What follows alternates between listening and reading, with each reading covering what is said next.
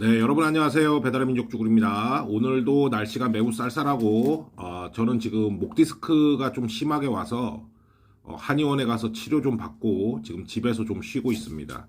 지금 오토바이를 운행할 수 있는 상황은 아닌 것 같아서 오늘이나 내일 정도까지는 일단 치료를 받고 쉬면서 좀 경과를 지켜봐야 될 것 같습니다. 자, 여러분들 오늘 말씀드리고 싶은 내용은 이제 그 뭐 각종 뉴스에도 나오고 기사에도 나오는데 이제 그 우리 배달 노동자 그리고 각종 이제 플랫폼 노동자들, 프리랜서들 이런 사람들을 이제 근로자로 인정하겠다라는 기사를 많이들 보셨을 거예요. 뉴스도 보고 정부에서 근로자로 이제 우리를 인정하겠다라는 기사가 이제 포장돼서 보여지는데 이거를 보고 이제 제가 라이브 방송할 때도 쭈구리님, 이제 우리도 퇴직금 받을 수 있나요? 우리도 이제 주휴수당 받을 수 있나요? 우리도 연차수당 받을 수 있나요? 뭐, 여러 가지 많이들 물어보십니다. 딱, 결론만 말씀을 드리면, 바뀌는 건 하나도 없습니다. 지금 현재 이제, 밝혀진 걸로는 그 법안으로는 바뀌는 게 한 개도 없어요. 왜 그런지는 제가 지금 설명을 해드리겠습니다. 자, 두 가지의 법안이 있습니다. 기존의 근로기준법을 개정하는 법안, 근로기준법 개정 법안, 그리고 또 하나는 뭐 사람답게 일하는 뭐 기본법, 뭐 이런 법 이름이에요. 법 이름이 좀 웃기긴 한데 그게 진짜 법 이름인지 가칭인지 모르겠어요. 어쨌든 그 두 가지 법안이 이제 발의가 될 건데 내용을 보여드리면 자 이렇습니다. 자, 고용노동부는 근로자 추정제를 주 내용으로 하는 근기법, 근로기준법이죠. 우리가 기존의 근로기준법을 개정해서 이제 우리 플랫폼 노동자들도 근로자로 인정받을 수 있게 한다. 이게 이제 취지입니다.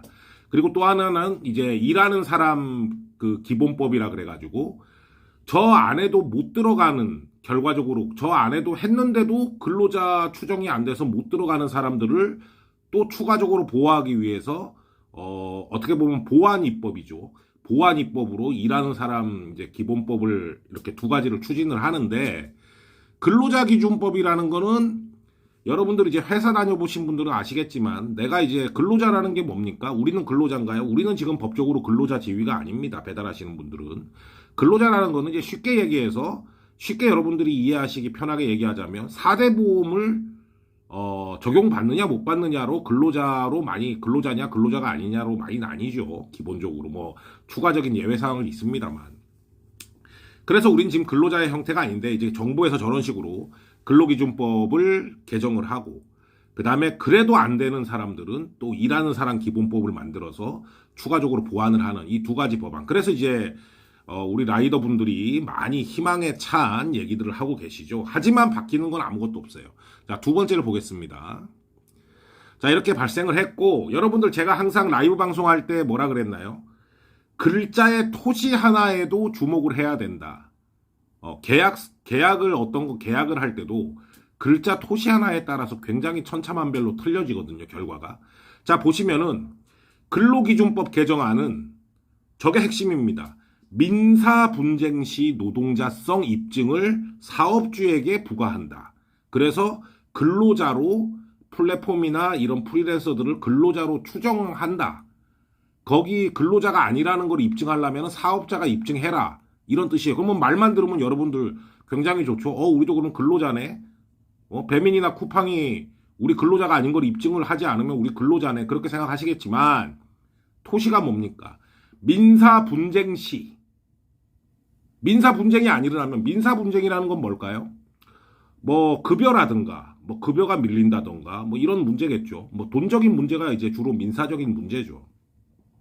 근데 배민 쿠팡이 급여가 밀리진 않죠. 그죠? 급여가 밀리진 않는데 어찌 됐든지 간에 민사 분쟁이 일어나야지만 저게 발동이 되는 겁니다. 무슨 뜻인지 아시겠죠, 여러분들. 이제 이러면은 우리가 근로자 추정제에 의해서 배민 쿠팡한테 근로자로 무조건 인정을 받는 게 아니고 민사 분쟁이 일어나면 그때 이제 정부에서 개입을 해서 니네가 입증해라, 사업주가 입증해라, 저 사람 노동자가 아닌 걸 니네가 입증해라, 이제 이런 거예요.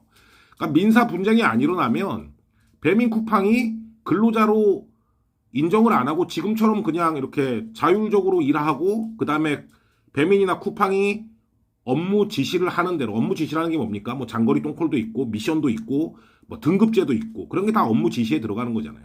그런 업무 지시를 자유롭게 할 수 있는 겁니다. 예, 거기에 대해서 막을 방법이 없어요. 무슨 얘기인지 아시겠죠? 자동적으로 적용되는 게 아니라는 얘기입니다. 그럼 만약에 민사 분쟁을 한다고 쳐요. 이제 어떤 분들이 이제 열받아 나 근로자 나 퇴직금도 받을 거고 주휴수당도 받을 거야. 그럼 민사 분쟁을 하려면 어떻게 해야 됩니까? 소송을 해야 됩니다. 일단 소송을 해야 돼요.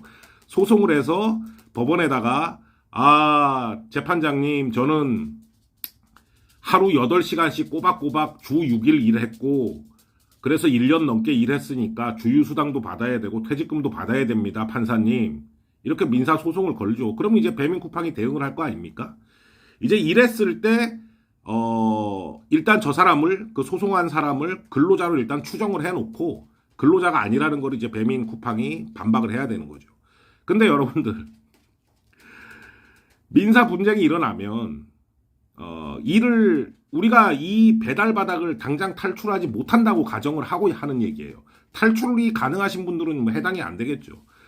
탈출이 당장 안 되시는 분들이 배달을 해야 되는데 민사소송을 걸면 배민이나 쿠팡이 그 계정을 가만히 놔두겠습니까? 상식적으로 좀 생각을 해보지요. 그죠? 할 수가 없죠, 소송을. 밥을 먹고 살아야 되는데. 그러니까 대단히 용기 있는 어떤 그룹들이 소송을 해야 되는 그런 이제 상황인 거죠. 그리고 또 보시면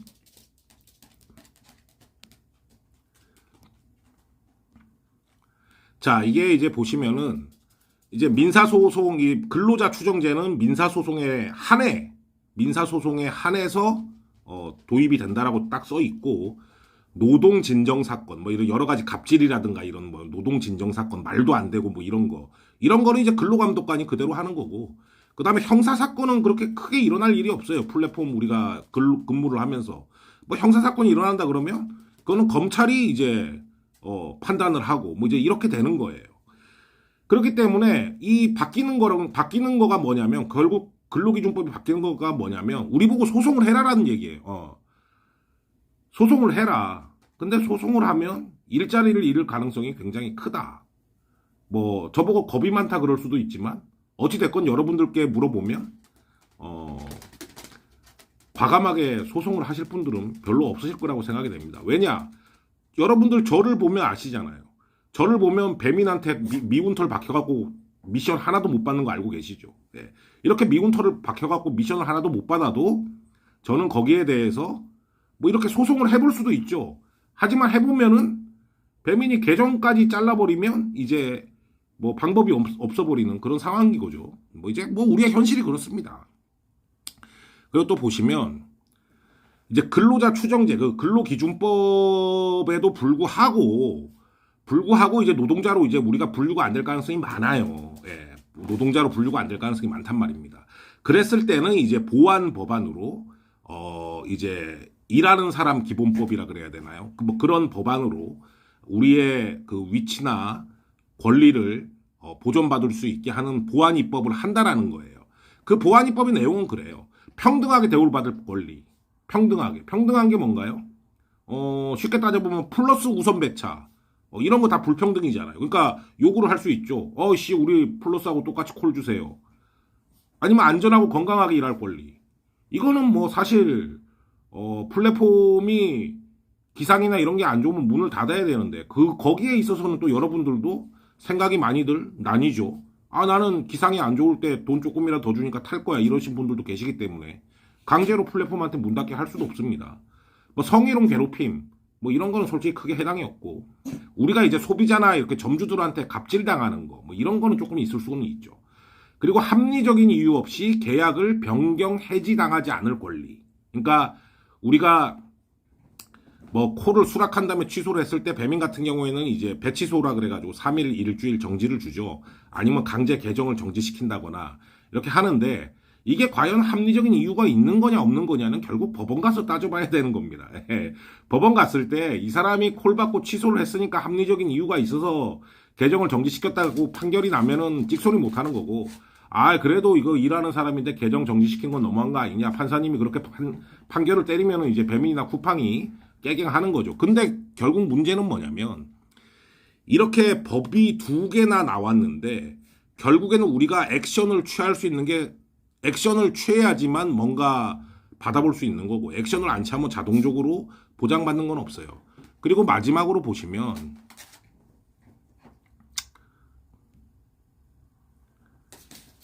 이제 노동부 장관이 이런 식으로 권리를 이렇게 보장하는 계약이나 불이익 조치를 할 수 없게 하는데 결국 뭡니까?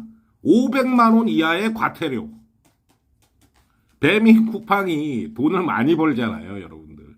배민 쿠팡이 돈을 많이 벌어요. 많이 버는데 그 어떤 사람이 이제 내가 이제 소송을 했어. 소송을 했는데 이제 배민이나 쿠팡에서 아유 저놈 안 되겠다 그리고 계정을 정지시켰어. 그리고 내가 또 이제 법원에 또 소송을 했어. 강제로 잘렸다고. 법이 두 개가 있으니까 소송을 했어. 그래서 결국 배민 쿠팡이 소송에서 지더라도 500만 원 이하의 과태료만 내면 되는 겁니다. 배민 쿠팡이 500만 원 과태료가 무서워서 사람을 계정 정지를 안 시키거나 자를 사람 안 자르진 않겠죠. 그쵸 여러분들 상식적으로 생각해 보시면 너무 가벼운 거죠. 우리가 현실적으로 보호를 받을 수 있는 게 없어요.